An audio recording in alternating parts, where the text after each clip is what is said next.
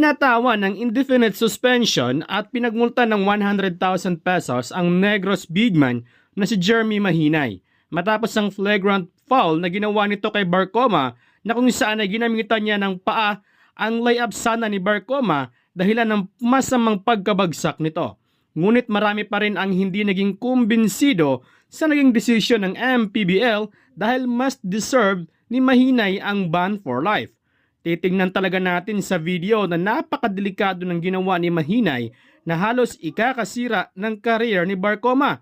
Natalo naman ng Zamboanga ang Negros sa 88-73. Samantala, usapang NBA naman tayo mga idol. Delikado ngayon ang Boston Celtics sa kamay ng Miami Heat matapos nilang matalo ang Boston kanina sa score ng 101-111. Kahit wala si Jimmy Butler dahil nagpapagaling pa nga ito sa kanyang injury, ay nagawa pa rin ng Miami Heat na makakuha ng isang panalo sa home court pa mismo ng Boston Celtics. Well, bago pa man ang laban ay nag-post na nga si Jimmy Butler sa kanyang Instagram na tila ba nagbabanta pa nga ito sa kanyang caption na "Don't let get us one", na may litrato pa ni Jaylen Brown at pinalitan lang ng mukha ni Butler.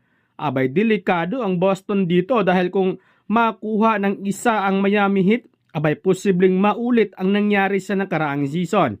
Malaking kahihiyan to sa Boston kung ma-upset sila ng Miami Heat sa playoffs. Samantala, tinapyasan na nga ng NBA ng 10 points ang scoring average ay lahat ng scoring dito sa NBA playoffs. Ang ibig sabihin nito mga idol ay binawasan na ng NBA or ng referee ang pagpataw ng mga foul na nakukuha sa mga maninipis na contact. Kumbaga, hindi na gumana yung mala James Harden na sadyang ipapasabit yung kamay sa kalaban para makakuha ng foul.